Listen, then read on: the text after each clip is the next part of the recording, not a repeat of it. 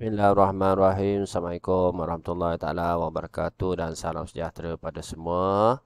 So, sekali lagi bersama dengan saya Cikgu Abdullah di channel Matematik KSSM tingkatan 4 dan tingkatan 5 lah. Okey, hari ini cikgu nak bincang soalan peperiksaan percubaan SPM Matematik kertas 2 untuk negeri Pahang. Okey, first kali pelajar.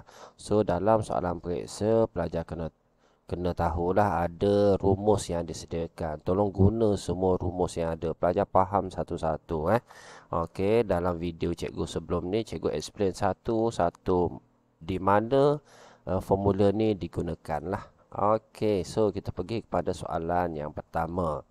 Okey, Raja 1 menunjukkan harga bagi 3 jenama loceng yang dijual di sebuah kedai. So, kita ada 3 jenama loceng. Kita ada jenama P, jenama Q dan jenama R lah. Okey, susun jenama bagi ketiga-tiga loceng ikut harga secara tertib menurun. So, kita kena samakan asas dia paling basic So dekat sini kita ada asas 5.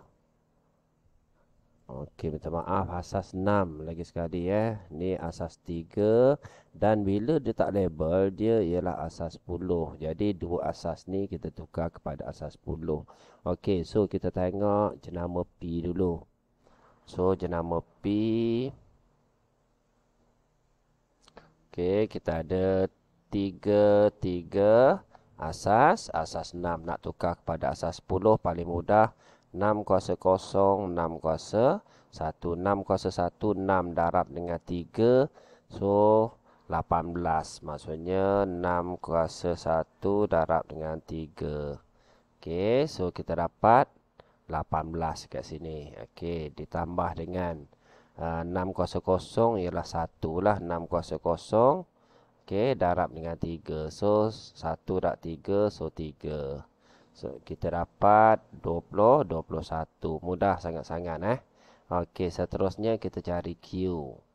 Okey, so Q 1001 asas 3. Bermakna 3 kuasa 0, 3 kuasa 1, 3 kuasa 2, 3 kuasa 3. Okey, kita tengok 3 kuasa 3 bermakna 3 darab 3, 9 darab 3, 20, 27. Okey, so ditambah dengan 3 kuasa 2 darab 0, 0 lah. 3 kuasa 1 darab 0, 0. 3 kuasa 0 ialah 1. 1 darab 1, 1. Jadi jawapan dia 20, 28. Okey, so kita nak susun tertib menurun. Apa maksud tertib menurun? Yang besar dulu baru yang kecil Jadi yang besar dulu first kali mestilah Q.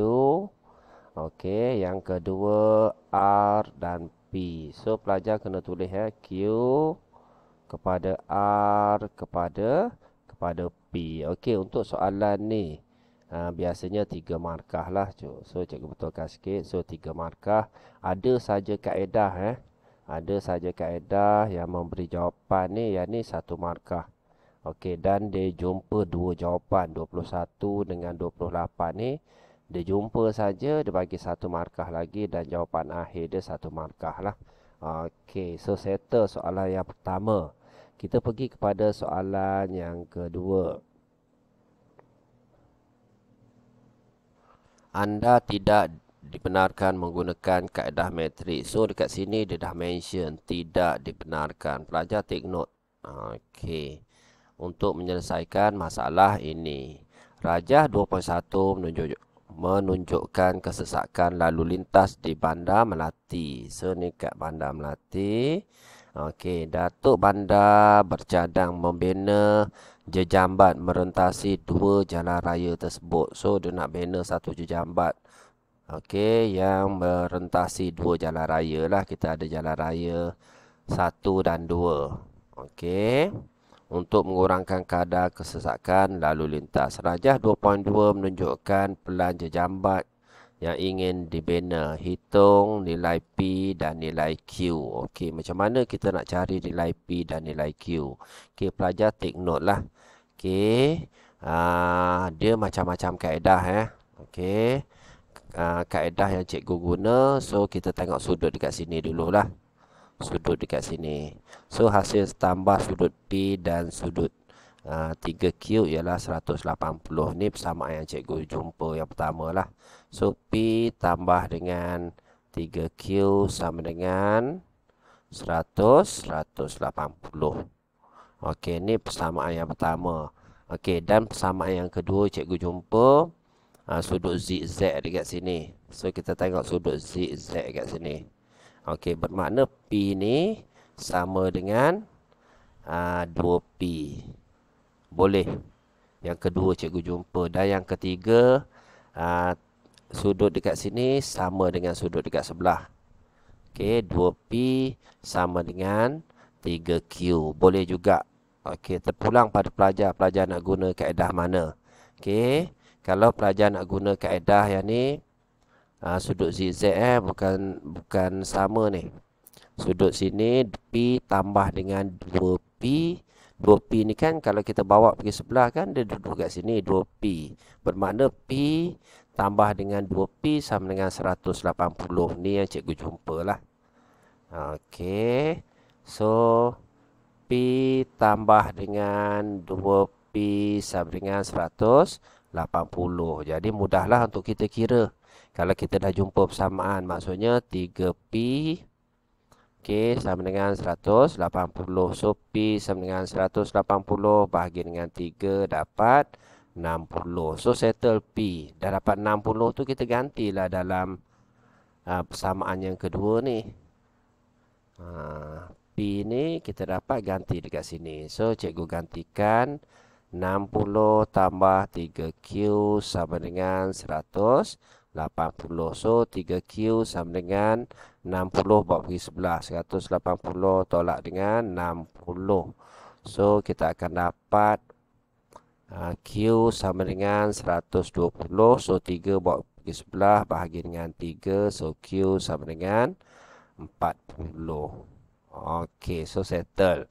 Okey, bila soalan persamaan macam ni, okey, biasanya kalau kita keluarkan dua persamaan ni, persamaan satu dah dapat 1 markah, persamaan kedua pun dah dapat 1 markah. So bila kita selesaikan dia, ada kaedah penyelesaian dia. Okey, kaedah dia 1 markah dan jawapan dia 1 markah lah biasanya. Okey, dah dapat P 1 markah, dia akan cari Q. Okey, Q akan dapat 1 markah. So total dekat sini 5 markah. Okey, so settle soalan yang kedua. Mungkin skema cikgu tak sama dengan skema jawapan, tapi terpulang pada pelajar. Ada pelajar guna kaedah penggantian pun boleh. Okey, so kita sambung kepada soalan yang ketiga. Okey, rajah 3 menunjukkan keratan rentas sebuah rumah. So kita ada keratan rentas sebuah rumah diberi panjang dinding 3 meter melebihi 2 kali lebar. Okey, main point dia dekat sini pelajar. Okey. Ramai anak murid cikgu yang salah sebab dia tak baca dekat sini 2 kali lebar. Maksudnya lebar dia X. Kat sini mesti 2X lah. Kalau dikata 3 meter, maksudnya 2X tambah dengan 3. So settle dekat sini. Okey, yang ni yang paling penting sekali pelajar kena mahir. Okey, luas kawasan Blorek 154 meter kuasa 2. Okey, hitung panjang dalam meter dinding itu. So kita nak cari panjang lah. Okey, kita nak cari panjang dekat sini. Okey, first kali dia dah bagi pada kita luas kawasan Blorek tu 154. Maksudnya luas dinding ni tolak dengan luas pintu. Paling ringkas lah. Luas dinding tolak dengan luas pintu. Okey, so kita dapat 154. Okey, first kali kita cari luas dinding yang besar dulu So kita cari yang besar dulu. Okey, X darab dengan 2X tambah 3. Ni dinding yang besar. Dinding. So kita selesaikan kat sini lah, mudah. Okey, X darab dengan 2X.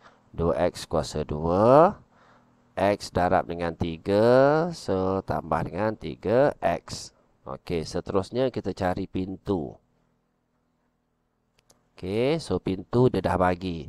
X tolak 4, X tolak 2. X tolak 4, X tolak 2. So, kita selesaikan dia. X darab X, X kuasa 2. X darab negatif 2, negatif 2X. Negatif 4 darab X.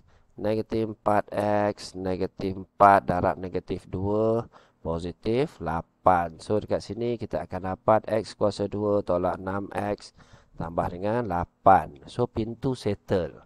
Maksudnya dinding tolak pintu tadi kita dah tahu. Dinding tolak pintu 154. Okey, cikgu buat lagi semula. Maksudnya dinding 2X kuasa 2 tambah dengan 3X tolak dengan luas pintu. X kuasa 2 tolak 6X tambah 8 sama dengan 154. Yang ni pelajar kena buat bracket. Sebab nanti bila kita buang bracket nanti dia akan jadi negatif-negatif, dia akan jadi positif.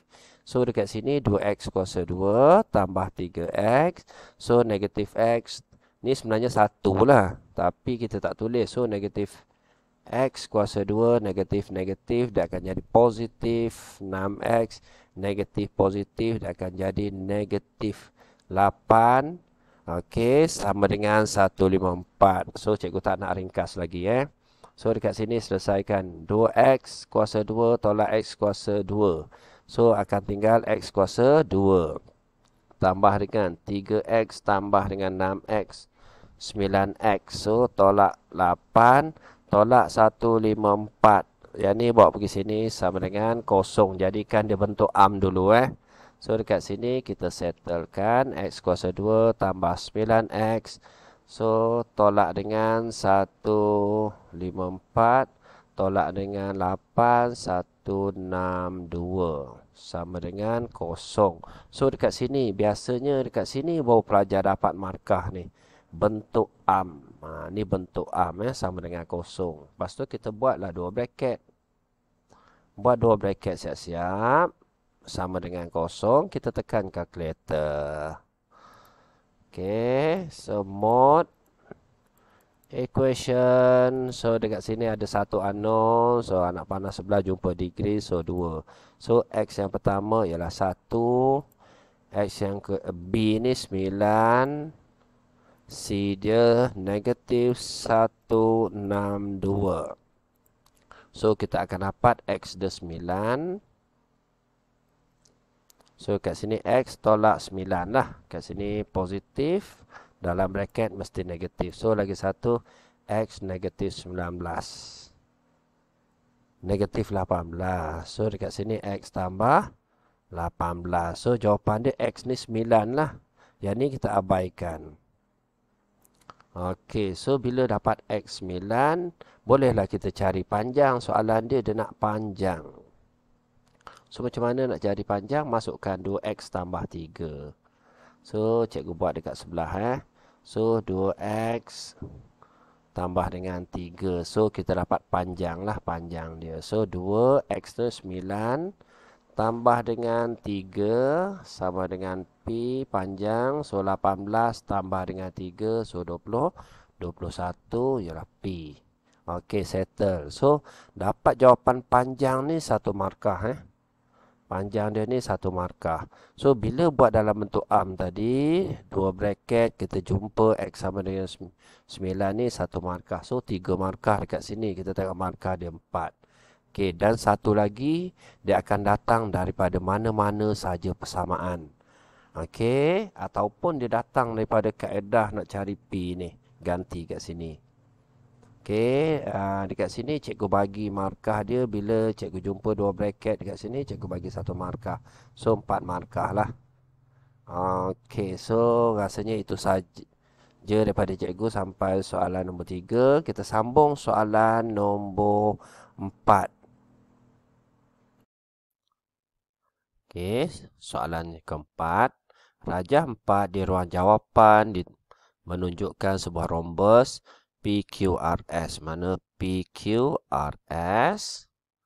Okey, dilukis pada pada grid sisi 4 sama bersisi 1 unit. X dan Y ialah titik-titik yang bergerak dalam rajah itu. Okey. Lokus bagi titik X sentiasa berjarak sama dari garis PS dan QR. Okey, so sekarang ni kita ada dua garis. Pelajar kena faham lah, kalau lokus ni dah ada 5 bentuk. So, kalau dua garis macam ni. Kalau kita ada garis PS. So, PS dan garis QR. Okey, QR. So, lokus dia mesti di tengah-tengah lah. Mesti di tengah-tengah macam ni. Okey, so sekarang ni kita lukis lokus bagi titik X. Okey, so kita tengok garis PS. Mana PS? So, PS. Okey, ni garis dia. Garis yang pertama. Okey, dan kita ada QR, garis yang kedua. Okey, bermakna lokus X ni yang sentiasa berjarak sama. Maksudnya garisan berserenjang di tengah-tengah lah. So, kalau tengah-tengah kita tengok kat sini 1, 2, 3, 4, 5, 6. So, kat sini lah. Ni di tengah-tengah. Okey, ni ialah lokus X. Lokus X. Okey, dan kita tengok yang kedua. Lokus bagi titik Y yang sentiasa berjarak sama dari titik P dan R. Okey, so sekarang ni kita ada titik pula P dan R. Okey, P dan R. So, kalau titik P dan R, dua titik ni, katalah ni titik P, ni titik R. So, kita sambungkan dia lah. Macam ni. So, lokus dia mesti berserenjang. Garisan berserenjang macam tu. Okey, so kita tengok PR. Mana PR? So, PR dekat sini. Okey, so PR kat sini. Okey, lokus dia mesti berserenjang. So, cikgu buat lokus dia berserenjang macam ni. Ni lokus Y. Lokus Y. Okey, so settle. Yang kedua, settle. Tandakan bulat dan pangkah ni persilangan antara lokus X dan lokus Y. So, yang bersilang ni ialah jawapan dia lah. So, kita tandakan macam ni. Bulat dan pangkah. Okey, so dekat sini 3 markah. Cikgu bagi markah warna biru lah. Okey, so pelajar ada lokus X kat sini 1 markah. Okey, pelajar ada lokus Y ni 1 markah. Sorry, macam ni kita buat. Okey, dan pelajar ada titik ni 1 markah. So, 3 markah. Okey, so settle untuk lokus. So, sekejap cikgu review. Ni modul Negeri Sabah. Ada 5 bentuk lokus yang pelajar perlu tahulah. Ni ada 1 titik. Yang ni 2 titik. Yang ni 2 garis. So, lokus DAB.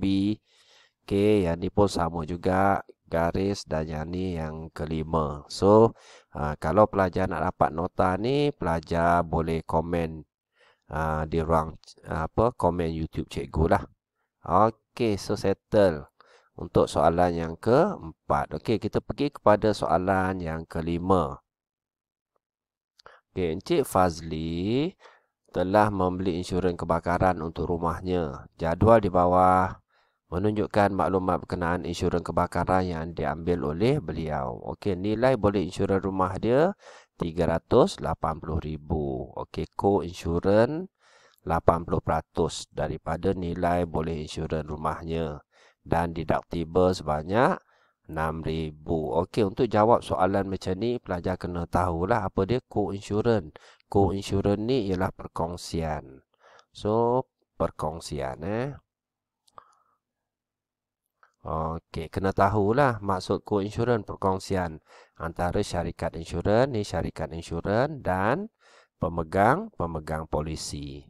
Okey, so syarikat insurans 80%, so pemegang polisi holder ni Encik Fazli itulah 20%. Yang ni pelajar kena tahu untuk kertas 2.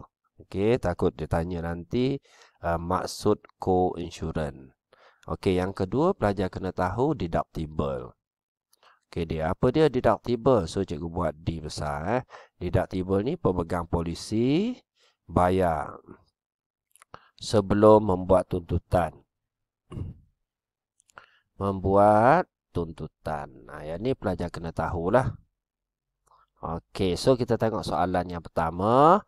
Hitung jumlah insurans yang harus diambil. Okey, yang harus diambil ataupun yang harus dibeli. So, yang harus dibeli ni ialah 80% lah daripada nilai boleh insurans rumahnya. So, kita kira dekat bawah lah. So, 80%. Okey, darab dengan nilai boleh insurans rumahnya. Berapa ribu ni? 380,000.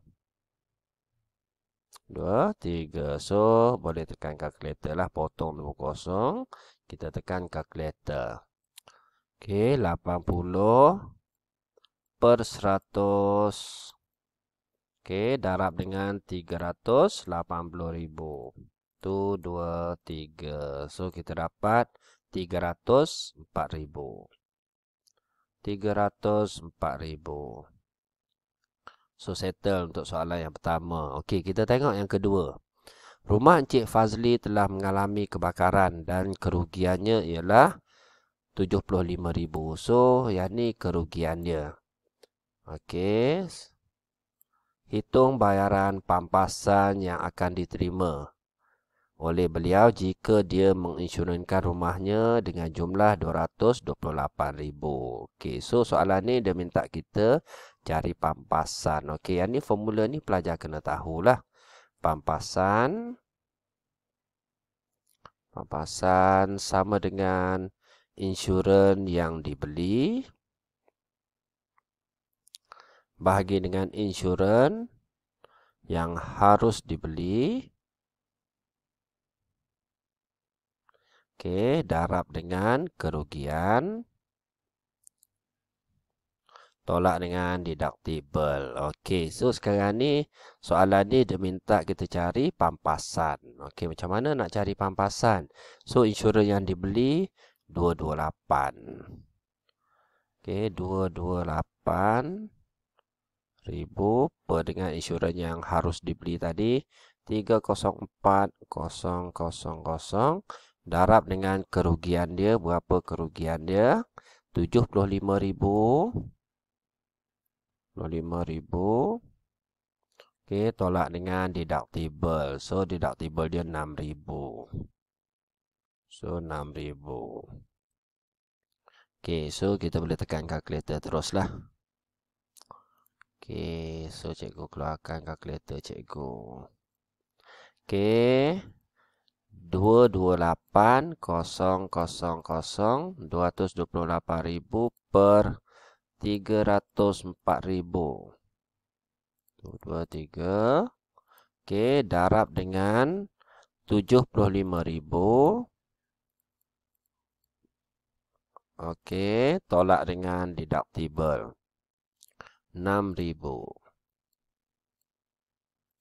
Okey, so kita dapat 50,250. 50,250. Okey, settle untuk soalan ni. Kita tengok markah dia 4 markah. Okey, soalan pertama ni ada kaedah macam ni, solution 1 markah dan jawapan 1 markah lah. Okey, sama juga macam papasan. Ada kaedah 1 markah dan jawapan dia 1 markah. Okey, so settle 5 soalan untuk part yang pertama kertas 2. Okey, nantikan part yang kedua cikgu sambung soalan 6 sampai soalan 10. Okey, itu saja daripada cikgu. Terima kasih semua. Jangan lupa like, komen dan subscribe. Assalamualaikum.